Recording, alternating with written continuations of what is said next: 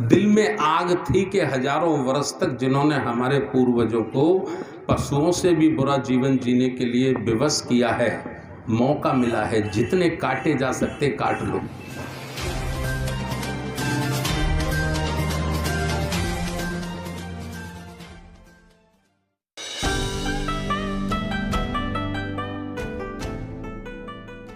वर्तमान में कुछ बड़ी बड़ी ताकतें एक नारा बुलंद कर रही हैं पूरे देश में, और वो नारा बुलंद कर रही हैं हिंदू राष्ट्र। हिंदू राष्ट्र उनके जितने कथावाचक हैं, जितनी कथावाचिकाएं हैं, जितने भी उनके शंकराचार्य हैं, साधु हैं, संत हैं, वो लाखों लाखों की भीड़ इकट्ठा करके सिर्फ उनके दिमाग में एक चीज़ डाल रहे हैं कि ये हिंदुस्तान है, और हिंदुस्तान है तो हिंदू राष्ट्र क्यों नहीं होना चाहिए। और वो लाखों लाखों की जो भीड़ इकट्ठा होती है वो कोई दूसरी भीड़ नहीं है, वो SC ST OBC के लोग हैं। उन विचारों को ये नहीं मालूम कि हिंदू राष्ट्र उनकी जान के लिए कितना खतरनाक है, उनके जीवन के लिए कितना खतरनाक है। उन विचारों को ये बात ही मालूम नहीं। मेरी भी कई लोगों से जब बात होती तो कहते हैं साहब एक बात बताओ, हिंदुस्तान में हिंदू राष्ट्र नहीं होगा तो क्या पाकिस्तान में हिंदू राष्ट्र होगा। वो अपनी बातें इतनी सफाई से रखते हैं, इतने तर्कों के साथ रखते हैं कि हमारे पढ़े लिखे IAS और IPS पे भी उनकी बातों का जवाब नहीं है, उनका उत्तर नहीं है। जैसा कल आचार्य जी ने कहा था, ज्ञानवान लोगों से संघर्ष है, बेवकूफ़ लोगों से संघर्ष नहीं है आपका, मूर्ख लोगों से आपका संघर्ष नहीं है, मूर्ख लोगों से आपकी लड़ाई नहीं है। और ज्ञानवान लोगों से भी संघर्ष होता तो भी बड़ी चिंता नहीं थी। बहुत ही षड्यंत्रकारी, बहुत ही बेईमान किस्म के लोगों से आपका संघर्ष है। मैं पूछता हूँ, जब मुझसे ऐसी बात लोग करते हैं तो मैं ये कहता हूँ भाई हिंदू राष्ट्र की परिभाषा क्या है, ये समझाओ। आज भारत में राष्ट्रपति कौन है? लोग कहते हैं हिंदू। मैं कहता हूँ हिंदू ही नहीं है, हिंदू पाठशाला में नागपुर की यूनिवर्सिटी का पढ़ा हुआ है आज का राष्ट्रपति भी और इससे पहले वाला राष्ट्रपति भी, है ना। प्रधानमंत्री कौन है? जवाब होता है हिंदू। हिंदू नहीं है, हिंदू के साथ साथ उस नागपुर की पढ़ी हुई यूनिवर्सिटी का छात्र है। देश में सुप्रीम कोर्ट का जस्टिस चीफ कौन है? ये जो बातें मैं आपको कह रहा हूं, ये आपको 100 करोड़ लोगों का ब्रेन वॉश करना है।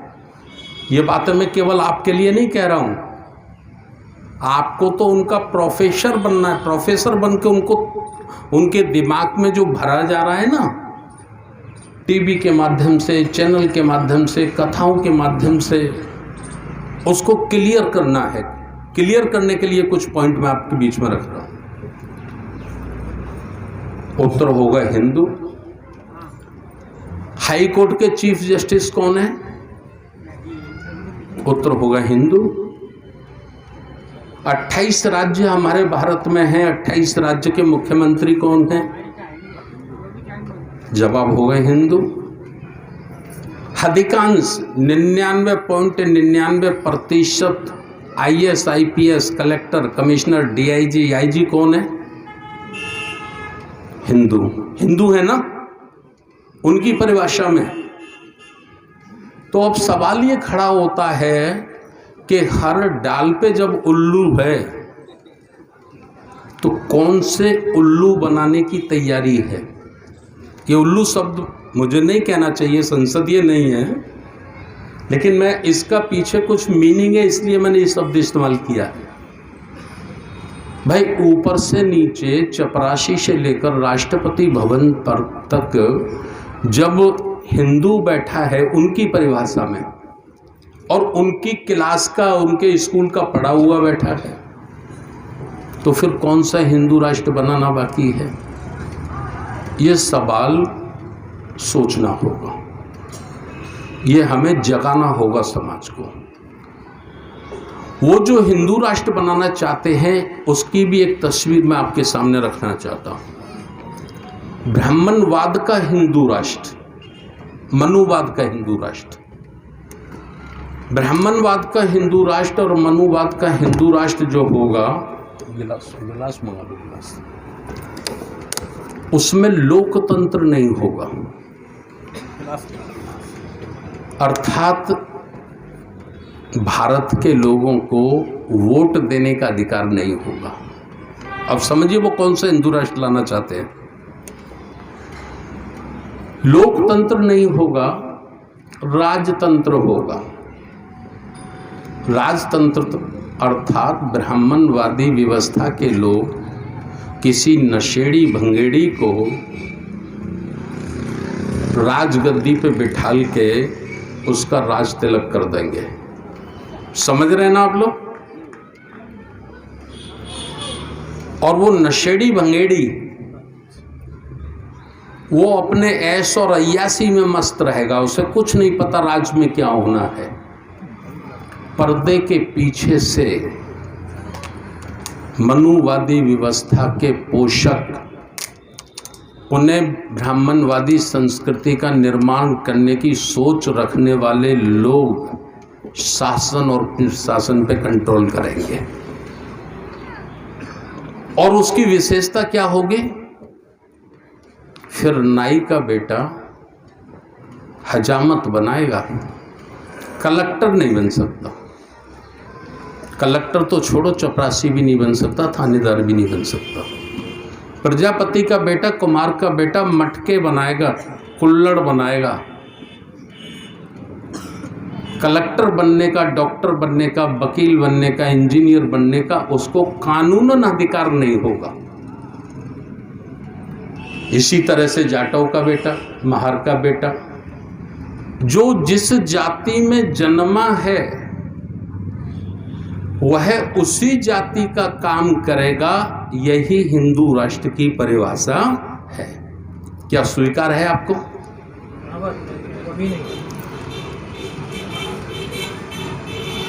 इसीलिए बाबा साहब कहते थे कि अपना सब कुछ मिटाकर भी, अपना सब कुछ बर्बाद करके भी कभी भी इस देश को हिंदू राष्ट्र मत बनने देना। ये बातें बहुत छोटे में मैंने कही है, चूँकि समय नहीं है उसको डिटेल में बताना था। और चूँकि आप देश भर के लोग हैं, जब आपसे हिंदू राष्ट्र की बात करने लोग आए तो आप पूछ सकते हैं कि आज क्या है? राष्ट्रपति, प्रधानमंत्री, supreme court, high court, IAS, IPS कौन है भाई? कोई दूसरा है क्या? कब आप उनको काउंटर कर पाएंगे? यदि आप उनको काउंटर नहीं कर पाएंगे तो बड़ा मुश्किल होगा। मैं परसों एक साथी के साथ बैठा था, RSS के हैं, वो बहुत कट्टर प्रचारक हैं। बोले साहब, जातियां तो काम से शुरू हुई थी। जो सोने का काम करता था वो स्वर्णकार हो गया, जो लोहे का काम करता था वो लोहार हो गया, इसका काम करता था तो बढ़ई हो गया, इसका वो हो गया। जब मुगलों की शासन आया, मुगलों की सरकार आई, तो मुसलमानों ने उसको हमारे हिंदुओं पे थोप दिया और अंग्रेजों ने उसको और आगे बढ़ा दिया। तो मैंने उनको कहा कि देखो, आप जिस आदमी से बात कर रहे हैं वो आदमी ये सब जानता है। बोले क्यों विधायक जी? तो मैंने कहा ये बताओ इस्लाम कब पैदा हुआ? बोले 1500 वर्ष में। और मनुस्मृति कब बनी? 1800 वर्ष में। तो मनुस्मृति पहले आई कि इस्लाम पहले आया? इस्लाम की स्थापना ही नहीं हुई थी उससे पहले मनुस्मृति में जातियां और वर्ण थे कि नहीं?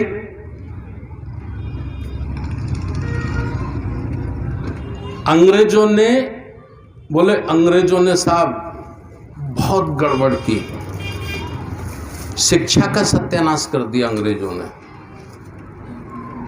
मैंने कहा गड़बड़ तो की उन्होंने।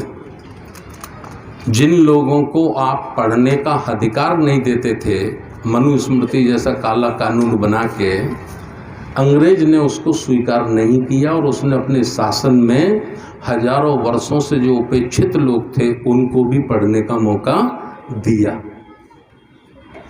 और वो पढ़ लिख गए। ये दुख नहीं है, मैंने उनको कहा दुख यह है कि आपकी बात को समझ जाते हैं और उसका उत्तर देने की क्षमता उनके अंदर पैदा हो जाती है। ये सबसे बड़ा दुख है। ये कुछ बातें मैंने इसलिए कही है कि 2023 देश में एक बहुत बड़ा निर्णय होना है। क्या निर्णय होना है? 2025 में आरएसएस के 100 वर्ष होने वाले हैं।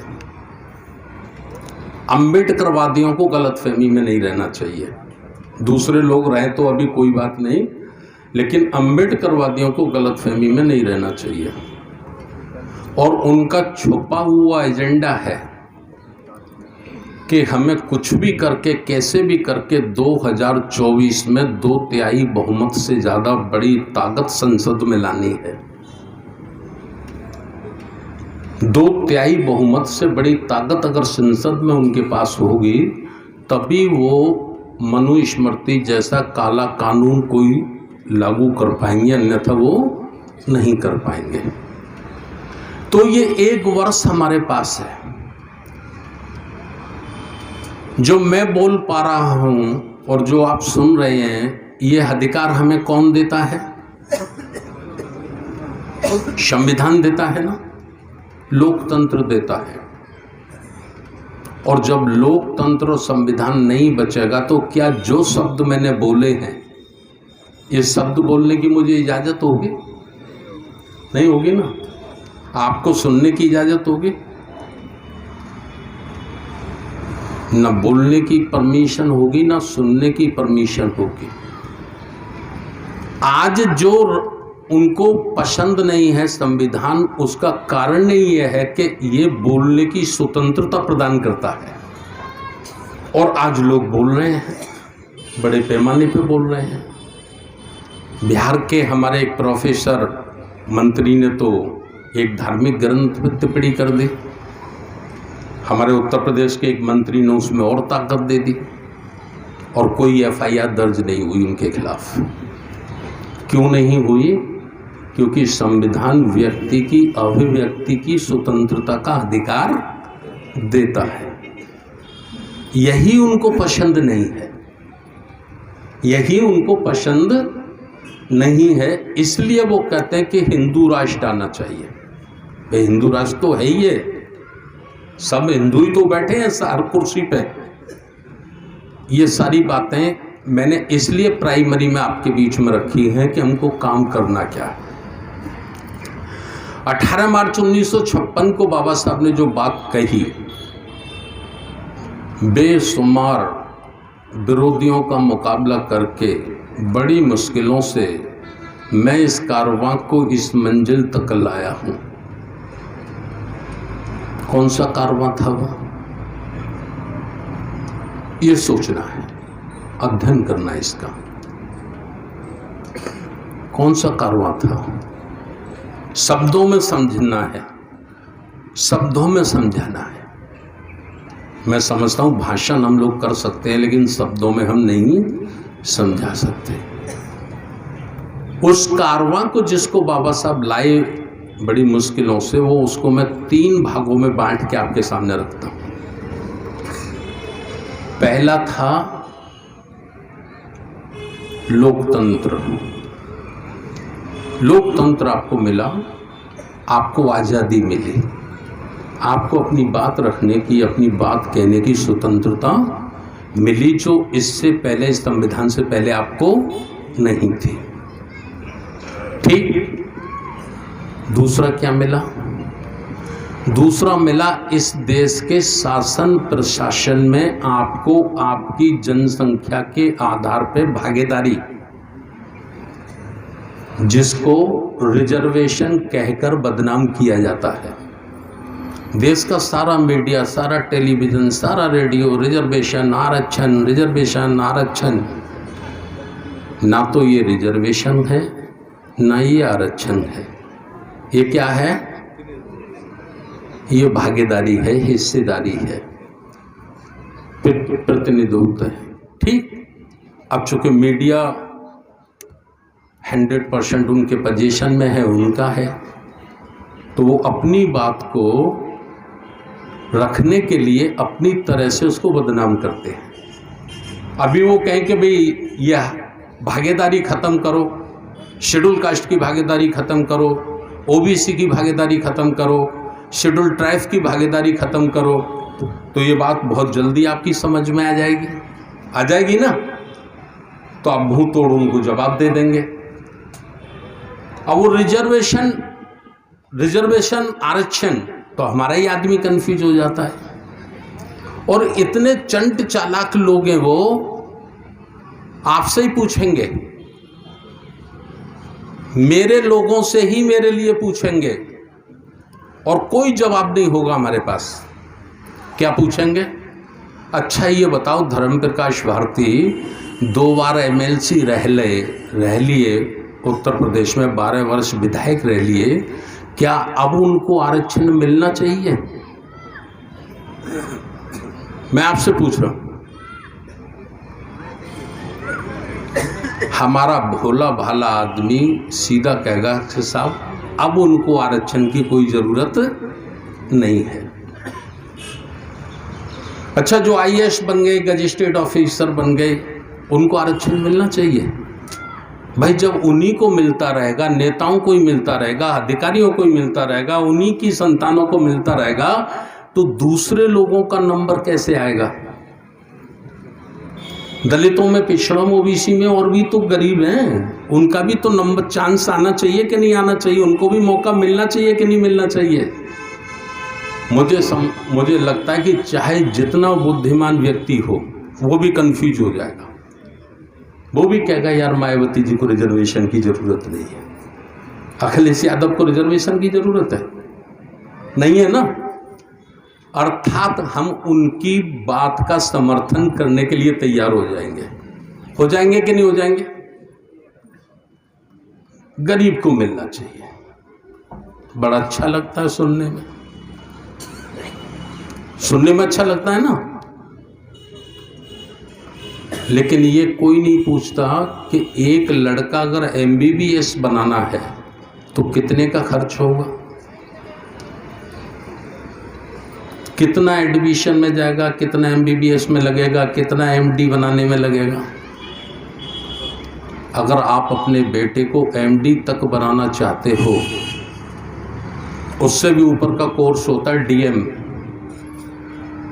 वहाँ तक ले जाना चाहते हो तो 10 करोड़ का खर्चा आएगा। तो क्या रिक्शा चलाने वाला इतना पैसा खर्च कर लेगा? ठेल लगाने वाला कर लेगा? नहीं कर पाएगा ना। अच्छा, इंजीनियर बनाना चाहते हो, IIT में एडमिशन, हॉस्टल की फीस, ट्यूशन की फीस एक गरीब कर लेगा?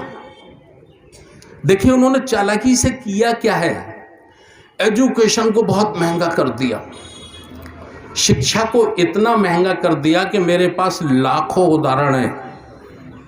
मियाँ बीवी दोनों सरकारी नौकरी करते हैं, दोनों सरकारी नौकरी करके अपने 2 बच्चों को IIT करा के इंजीनियर बनाने की हैसियत नहीं रखते, दोनों कमाने के बाद। मैं ये किसी गरीब मजलूम की बात नहीं कर रहा, जहाँ दोनों पति पत्नी नौकरी करते हैं वह भी उसको इंजीनियर बनाने की हैसियत नहीं रखते, और कोशिश करते हैं तो दोनों पति पत्नी जितना कमाते हैं वो सारा का सारा पूरा जीवन उसी पर लगा देते हैं, तब कहीं जाकर वो इंजीनियर बन पाता है। एमबीबीएस नहीं बन रहा अभी। तो भाई जब आप ये चाहते हो कि गरीब को नौकरी मिले, तो शिक्षा की जितने स्थान है सबको निःशुल्क करो। संविधान इस बात की सलाह देता है। संविधान ये कहता है कि राज्यों की जिम्मेवारी होगी, सरकारों की जिम्मेवारी होगी देश के प्रत्येक बच्चे को शिक्षा देने की। करिए आप 100 साल के लिए, 100 साल एक ही सिलेबस, एक ही स्कूल, एक ही टीचर व्यवस्था करिए। ये हमारे जो कुछ लोग थानेदार बन गए, तहसीलदार बन गए, एसडीएम बन गए, आईएएस बन गए, आईपीएस बन गए, ये कब बन गए? ये जब बन गए जब समाज बेटे को भी पीछे छोड़ रहे थे और लाला बनिया के लड़के को भी पीछे छोड़ रहे थे, हम लोग आगे निकल रहे थे। तो ये उनको चिंता लगी, इसलिए शिक्षा को 3 भागों में उन्होंने बांटा। एक अमीरों की शिक्षा, हॉस्टल शिक्षा।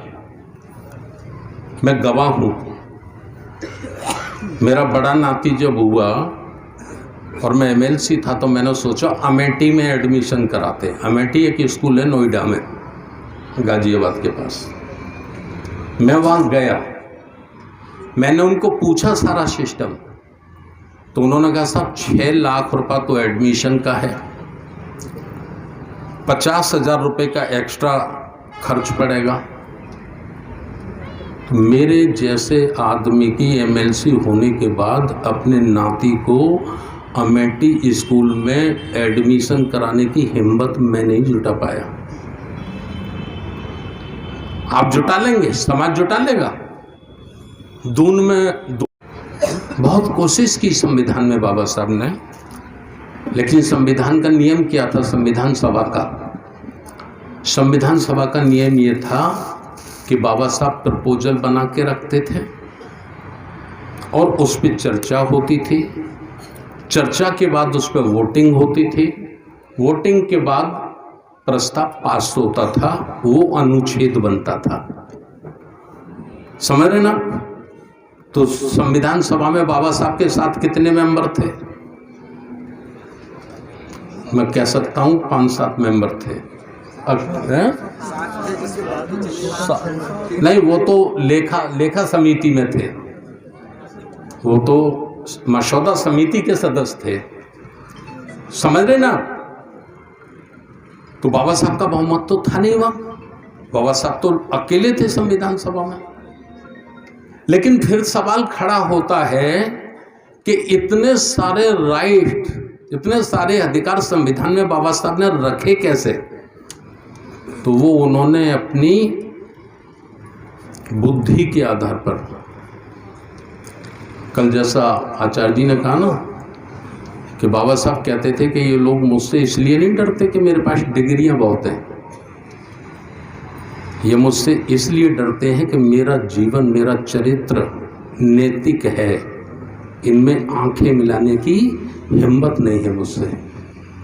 समझ रहे हैं ना? तब ये सब कुछ हुआ।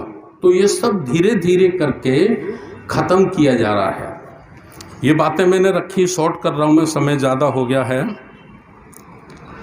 हमको करना क्या है? जैसे मैंने कल आपको अनौपचारिक चर्चा में बताया था कि सेना वही जीतती है जिसके पास 2 शक्तियां हों।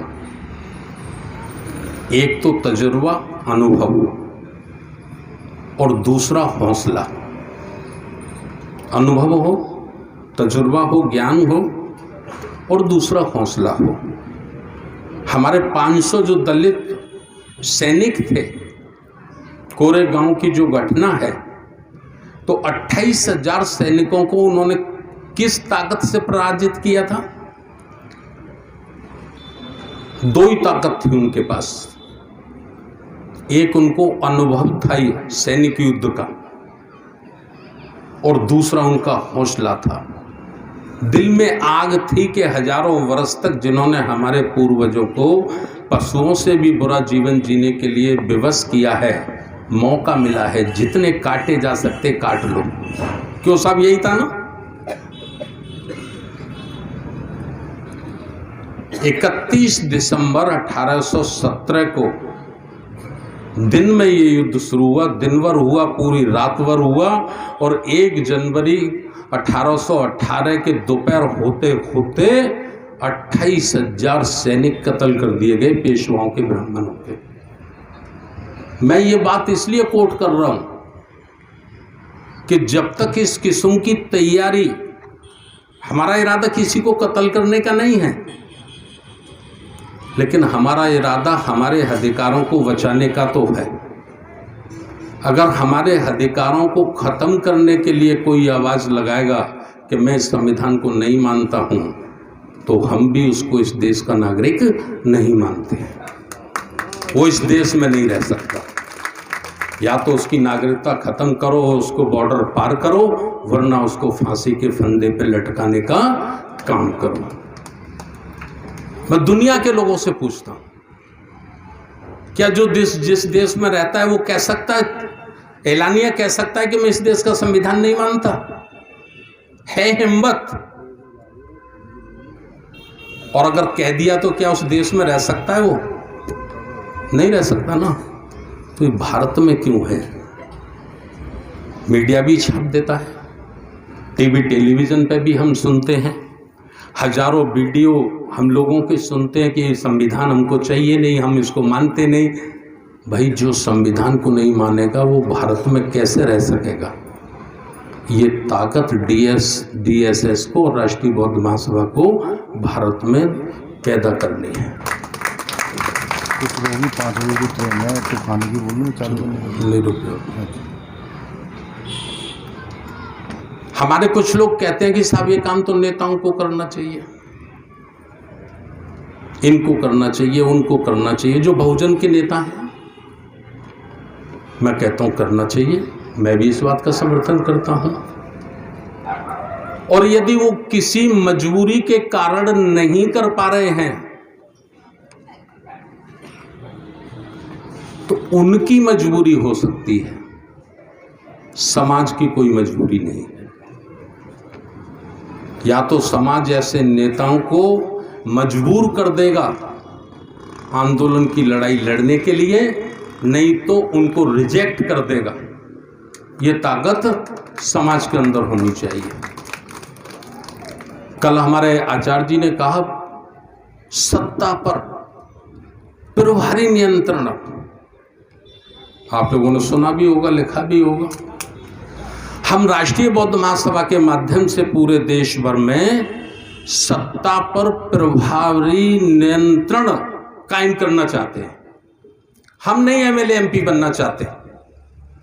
राष्ट्रीय बौद्ध महासभा से जितने साथी जुड़ते हैं, मैं उनको कहता हूं, कभी गांव का प्रधान बनने का भी सपना मत देखना, सभासद बनने का भी सपना मत देखना, और विधायक सांसद तो सोचना ही मत। क्योंकि जो खुद बनते हैं वो परिवर्तन नहीं करते, परिवर्तन वही करते हैं जो खुद बनने की तमन्ना नहीं रखते। क्योंकि जब MLA बनने की आप तमन्ना अपने अंदर पैदा कर लोगे तो आपका कोई सिद्धांत, कोई जमीर, कोई उद्देश्य आपका बचा नहीं। आपका उद्देश्य बचा है केवल MLA बनना। तो MLA बनने का उद्देश्य बचा है तो आप किसी भी विचारधारा के लोगों के चरण छुओगे, चरणदास बनोगे, तभी टिकट मिलेगा, वरना आपको टिकट मिलने वाला नहीं है। बाबा साहब के कई कार्यक्रम आगरा में होते हैं। हमारे बहुत सारे लोगों को हमारे आयोजक लोग बुला लेते हैं। मैं उनसे एक ही बात कहता हूं, भाई 2 काम एक साथ नहीं चल सकते। वो लोग मुझसे कहते हैं, साहब कौन से 2 काम? मैं कहता हूं, जय श्री राम का नारा और जय भीम का नारा एक साथ नहीं चल सकता। जो जय श्री राम का नारा लगाता है उसको जय भीम के मंच पे कोई जगह नहीं मिलनी चाहिए। लेकिन वो थोड़ा चंदा मोटा दे देते हैं तो आयोजक लोग फिर वो चंदे के चक्कर में साहब थोड़ा सा है, साहब थोड़ा सा है। भाई वो थोड़ा सा ही तो, जहर कोई ज़्यादा होता है क्या? जहर कोई ज़्यादा होता है? थोड़ा सा ही होता तो ख़त्म करना पड़ता है। मुझे बताया हमारे योगेश गौतम जी ने कि 5 बजे कुछ साथियों की ट्रेन है, तो मैं ज़्यादा आपका समय नहीं लेता, मुझे बताना तो बहुत कुछ था। तैयारी हमको करनी है, तो सभी देश के साथियों से मैं निवेदन कर रहा हूँ, 2 महीने का समय आपके पास है। आप 5-5 लोगों की, 5-5 साथियों की टीम एक ज़िले में बना के जितना जल्दी हो सके तैयार करो। और वो 5 साथियों की टीम बनाने में आपको सावधानी रखनी है, कुछ सावधानी बरतनी है। क्या सावधानी बरतनी है? एक ही जाति के लोग ना हो जाएं, ये सावधानी बरतनी है। SC ST OBC पूरे समाज को तैयार करना है, तो हमें सभी समाज की हिस्सेदारी संगठन में सुनिश्चित करनी होगी, निश्चित करनी होगी। बात समझ रहे ना आप? मान्यवर काशीराम साहब बुद्ध धर्म की दीक्षा ग्रहण करना चाहते थे और उनके जो साथी थे उनसे वो चर्चा करते थे, तो कई बार साथी लोग कहते थे कि साहब ये काम कब करेंगे आप दीक्षा? तो कांशीराम साहब कहते थे कि मुझे भरोसा है मेरे कहने पे 2 करोड़ चमार तैयार हो जाएंगे, मुझे भरोसा है मेरे कहने पे 1 करोड़ महार तैयार हो जाएंगे, 3 करोड़ लोग हो जाएंगे, लेकिन ये धम्म दीक्षा अधूरी रहेगी। ये चमारों का और महारों का धर्म हो जाएगा। फिर मैं 2 करोड़ OBC के लोगों को तैयार करना चाहता हूँ। 2 करोड़ कम से कम OBC के लोग भी तैयार हो जाएं, तो फिर ये दीक्षा 5 करोड़ की होगी और ये सही दीक्षा होगी। ऐसा मान्यवर काशीराम साहब हमेशा सोचा करते थे। ये भी कहते थे मुझे इंडिया में कोई मैदान नज़र नहीं आता, मैं दिल्ली के आसपास भी देखता हूँ तो मुझे लगता नहीं कि कोई ऐसी जगह है जहाँ लोग इतनी बड़ी संख्या में आ जाएंगे। हमें हजारों एकड़ ज़मीन कहीं लेनी पड़ेगी जंगल में, जहाँ इस आयोजन को करना होगा। लेकिन कुदरत ने हमारे साथ नाइंसाफ़ी की। 15 सितंबर 2003 को उनको ब्रेन अटैक आ गया और वो जो बहुत बड़ा काम होना था वो नहीं हो सका। कुदरत ने 2 हमारे साथ नाइंसाफ़ी की। एक बाबा साहब को 5 वर्ष का भी समय और मिल गया होता तो मैं समझता हूँ आज हमें ये पापड़ बेलने की ज़रूरत नहीं पड़ती। मान्यवर साहब को भी समय मिल गया होता 2007 तक, अगर वो 2006 में उनको करना था बहुत बड़ा धम्म दीक्षा समारोह, साहब को ब्रेन अटैक नहीं आता तो आज घर घर में पंचशील का ध्वज होता। लेकिन हमने, आचार्य जी ने, बाबूजी रामकिशन अशोकन जी ने, हमने बहुत चिंतन अध्ययन किया, मास्टर बादल सिंह बौद्ध जी ने, सब लोगों ने। हमने कहा भाई जब तक बुद्ध नहीं है, बाबा साहब नहीं है, कांशीराम साहब नहीं है, तब तक उनके चेले तो हैं। चेलों को इकट्ठा करो पूरे देश में, कांशीराम साहब के चेलों को इकट्ठा करो।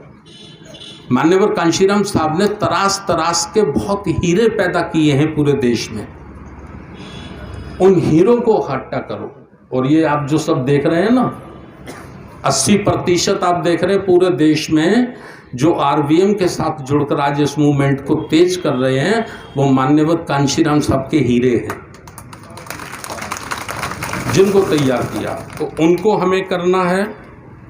तो ये 5-5 लोग तैयार आप लोग कर लीजिए जल्दी से जल्दी। 5-5 लोग आप सामाजिक न्याय परिषद के करिए। सामाजिक न्याय परिषद में 60% पोस्ट पद OBC को देने हैं। OBC को क्यों देने हैं? क्योंकि OBC अभी बहुत जल्दी बुद्ध की बात को स्वीकार करने तैयार नहीं है। कुछ लोग हैं, सैकड़ों में हैं, हजारों में हैं, लेकिन समाज अभी तैयार नहीं है। बाबा साहब डॉक्टर अंबेडकर को भी बहुत जल्दी स्वीकार करने के लिए तैयार नहीं है। तो हमने कहा भाई वो बाबा साहब को नहीं मानते, बुद्ध को नहीं मानते, नहीं स्वीकार करते, कोई बात नहीं, लेकिन संविधान ने उनको जो अधिकार दिया है, जिसकी जितनी संख्या भारी उसकी उतनी हिस्सेदारी, तो इसके लिए तो तैयार हो जाओ। जिसको मानना है मानो, जहाँ आपकी श्रद्धा आस्था है, जहाँ रहना चाहते रहो, लेकिन अपने अधिकारों के लिए संघर्ष करो। यह हमें काम करना होगा। वो वादी की बातें हम बाद में बताएंगे। तो ये सब करने के लिए कमेटियां बनानी हैं, बहुत ज़्यादा जोर जो देना है आपको, संगठन पे जोर देना है। और हमको जो 2 विशेष काम करने में 5 मिनट में अपनी बात अब ख़त्म कर रहा हूँ, साथियों की टिकट है। हमारा 16वां राष्ट्रीय अधिवेशन अगली बार जो होने के लिए जा रहा है 12 अक्टूबर से 12, 13, 14 अक्टूबर रहेगा। साथियों की राय रहेगी तो उसमें 2 दिन और बढ़ा सकते हैं हम लोग, 5 दिन का कर लेंगे। हम लोग चाहेंगे 2 दिन का आदरणीय आचार्य जी इंजीनियर किशोर बौद्ध साहब का कैडर हो जाए और 3 दिन में फिर हम लोग दूसरी चर्चा कर लेंगे। तो वो जम्मू कश्मीर में होगा इस बार, और जम्मू कश्मीर में जो वो होगा उसमें पूरे देश भर से केवल 200 लोग भाग लेंगे। पूरे देश भर से 200 लोग, वो भीड़ का नहीं होगा। और उसमें हमें करना क्या है, हमारे विषय क्या होंगे? हमारा सबसे पहला विषय होगा राष्ट्रीय बौद्ध महासभा का संविधान तैयार करना। देखिए, आंदोलन व्यक्ति तक नहीं रहना चाहिए। अगर कोई आंदोलन किसी व्यक्ति तक सीमित है तो व्यक्ति को तो एक दिन जाना है, उसकी मृत्यु होनी है। जब उसकी मृत्यु हो जाएगी तो आंदोलन भटक जाता है। आप उठाकर देख लीजिए पूरा इतिहास महापुरुषों का। तो हम उसको लिपिबद्ध करके लिखित में एक ऐसा संविधान बनाना चाहते हैं जो हजारों वर्ष तक इस देश में धम्म की नीति को प्रभावित करे, उसको गाइडलाइन करे। जैसे मैं एक उदाहरण से समझाता हूँ। जब पंडित जवाहरलाल नेहरू प्रधानमंत्री थे तो लोग कहते थे पंडित जी नहीं रहेंगे तो देश कौन संभालेगा। पंडित जी तो नहीं रहे, देश तो संभाला ना। फिर लोग कहते थे इंदिरा जी नहीं रहेंगी तो देश कौन संभालेगा। इंदिरा जी तो नहीं रही, राजीव गांधी आ गए। उनको ये भी पता नहीं था कि लाल मिर्च कौन सी होती है और हरी मिर्च कौन सी होती है। सही है ना। स्वतंत्रता दिवस कौन सा है और गणतंत्र दिवस कौन सा, ये भी राजीव गांधी को नहीं मालूम था। लेकिन वो भी देश के प्रधानमंत्री रहे, देश को चलाया। तो किसने चलाया देश को? इंदिरा गांधी ने, राजीव गांधी ने, या पंडित जवाहरलाल नेहरू ने? संविधान ने चलाया। और आज ऐसे लोग आ गए हैं, जिनको संविधान फूंकती आंख भी पसंद नहीं है, लेकिन मजबूरी है कहीं ना कहीं उन्हें संविधान की बात करनी ही पड़ती है। तो ऐसा एक लिखित दस्तावेज, देखिए किसी संगठन को बनाना इतना मुश्किल काम नहीं है। मुश्किल तो वो भी है, लेकिन बनाना इतना बड़ा मुश्किल नहीं है। उससे भी ज़्यादा बड़ा मुश्किल काम है उसको बचाए रखना। बचाना बहुत मुश्किल काम है। जैसे जैसे आरवीएम का कारवां बढ़ता जाएगा, राष्ट्रीय बौद्ध महासभा की ताकत बढ़ती जाएगी, वैसे वैसे हमारा दुश्मन हमें तोड़ने की कोशिश करने लग जाएगा। दाम साम दंड भेद का इस्तेमाल करके वो हमको छिन्न भिन्न करेगा, ख़त्म करेगा। यही तो उसकी ताकत है। भाई से भाई को लड़ाना, समाज को समाज से लड़ाना, तभी तो वो राज करता है। तो दुश्मन की कोई भी चालाकी, दुश्मन की कोई भी रणनीति कामयाब नहीं होनी चाहिए। ऐसा एक लिखित संविधान राष्ट्रीय बौद्ध महासभा का हमको बनाना है। लोकतंत्र की शब्द भाषण देते हैं। कल हमारे आचार्य जी ने आपको बताया कि जो लोकतंत्र की भाषण देते हैं, क्या उनके संगठन में लोकतंत्र है? बड़ा सवाल है। इसीलिए जब तक व्यक्ति रहता है संगठन रहता है, व्यक्ति नहीं रहता संगठन नहीं रहता, खत्म हो जाता है आंदोलन। तो उसके लिए हमने ये तय किया है कि पूरे भारतवर्ष से हम 100 से लेकर 125 लोग, पूरे भारतवर्ष से 100 से लेकर 125 लोग हम पार्लियामेंट बोर्ड का गठन करेंगे। और राष्ट्रीय बौद्ध महासभा एक ट्रस्ट के रूप में रजिस्टर्ड है, तो वो 125 लोग या 100 लोग जो भी तय होंगे वो उसके मेंबर हो जाएंगे, सदस्य हो जाएंगे, वो उसके बाकायदा लिखा पढ़ी में सदस्य हो जाएंगे। ठीक है ना। फिर जो भी रणनीति तय करनी है, जो भी हमको तैयारी करनी है, तो एक व्यक्ति को निर्णय लेने का अधिकार नहीं होगा, क्योंकि एक व्यक्ति कभी भी खरीदा जा सकता है, एक व्यक्ति कभी भी डराया धमकाया जा सकता है। सारा का सारा समाज ना कभी खरीदा जा सकता है और ना कभी डराया धमकाया जा सकता है। एक व्यक्ति के पीछे सीबीआई, ईडी, वीडी लग सकती हैं, पूरे समाज के पीछे कभी पूरी ईडी सीबी नहीं लग सकती। तो वो एक डेमोक्रेटिक सिस्टम जिसको वास्तविक लोकतंत्र कहते हैं, तो वो हमको एक पैटर्न तैयार करना है। हमारे अधिवेशन में ये 2 बिंदु हमारे रहेंगे जिन पर हमें काम करना है बड़े पैमाने पर। दूसरा, 2024 में दिसंबर के महीने में या जनवरी के महीने में अधिसूचना जारी हो जाएगी लोकसभा के चुनाव होने की। ठीक है, चूंकि मई से पहले अप्रैल में उनको चुनाव संपन्न कराने हैं, है ना।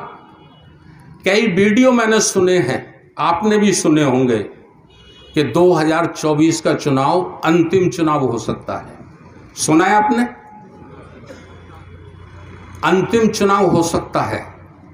अंतिम चुनाव हो सकता है कि मतलब लोकतंत्र खत्म, इसका यही मतलब हुआ ना।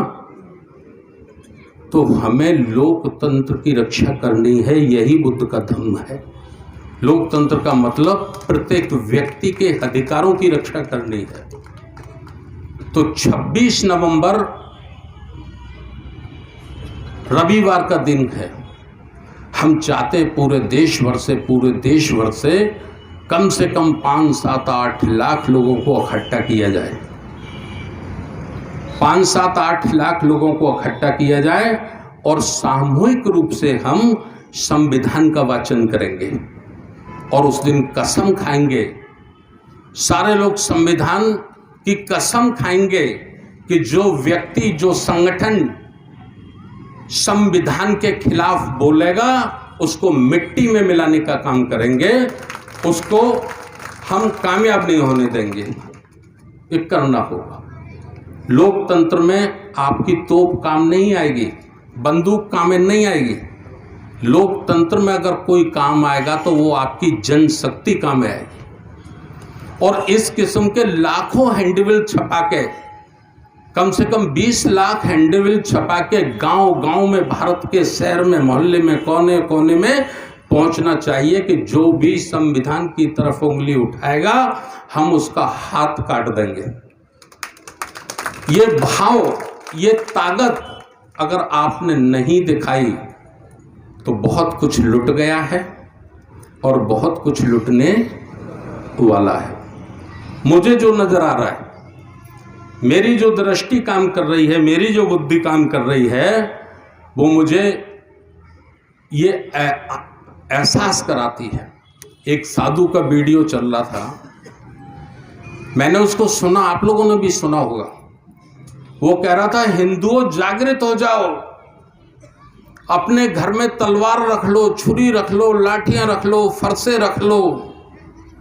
एक दिन नरेंद्र मोदी आएंगे और जैसे उन्होंने नोटबंदी का ऐलान किया था रात को 8 बजे 16 नवंबर को, वो ऐसे ही संविधान को डिसॉल्व कर देंगे, ख़त्म कर देंगे और हिंदू विरोधी ताकतें आपके ऊपर आक्रमण करेंगी, आपके साथ वो कत्लेआम करेंगी। तो उनसे बदला लेने के लिए, उनसे मुकाबला करने के लिए घर घर में हथियार रख लो। ये वीडियो मैंने सुना है, आप लोगों ने भी सुना होगा, एक बाबा जी का था। समझ रहे हैं आप लोग? बड़ी बात कह रहा हूं मैं। इसका मतलब तैयारी चल रही है, ये कोई अपवाद नहीं है, ये प्लानिंग का भाग है, प्लानिंग का हिस्सा है। तो संविधान हमको भी सेल्फ डिफेंस का अधिकार देता है, स्वयं की रक्षा करने का अधिकार संविधान हमको देता है। तो हम स्वयं की भी रक्षा करेंगे और देश की भी रक्षा करेंगे। हमारे घर भी खाली नहीं रहने चाहिए, ये हमको तैयारी करनी है। बात समझ रहे हैं ना मेरी? संविधान में रहते हुए, संविधान के अंतर्गत जो अधिकार हमको हैं, हमें देश की रक्षा करने का अधिकार नहीं देता संविधान। तो जो देश के लोकतंत्र को खत्म करने की बात कहते हैं, उनको सबक सिखाना हमारी जिम्मेवारी नहीं है। हमें हमारी आत्मरक्षा करने का, हमारी स्वयं की रक्षा करने का अधिकार नहीं देता संविधान, हमें देता है ना? तो ठीक है, फिर हमको भी तैयारी रखनी चाहिए। मान्यवर काशीराम साहब तो बड़ा ओपन कहते थे, हम वोट से व्यवस्था बदलेंगे, कहते थे काशीराम साहब, आपने सुना होगा। लेकिन तैयारी बुलेट की भी रखेंगे। काशीराम साहब कहते थे कि नहीं साहब? हम वोट से परिवर्तन लाएंगे, लेकिन जब वोट से परिवर्तन लाने में कोई हमें रोकेगा तो बुलेट की भी तैयारी हम रखेंगे। मैं समझता हूं बाबा साहब डॉक्टर अंबेडकर की इस पावन धरती से, उनके पावन स्मृति में हम ये संकल्प आज अपने मन में लेके जाएं कि हमारा अब ये जो जीवन है, ये इस देश की रक्षा के लिए है, लोकतंत्र की रक्षा के लिए है, संविधान की रक्षा के लिए है, और पुनः भारत को अशोक सम्राट के सपनों का भारत निर्माण करना है, स्थापित करना है। इसके लिए हमारा जीवन है। बहुत बहुत धन्यवाद। नमो बुद्धाय। जय भीम।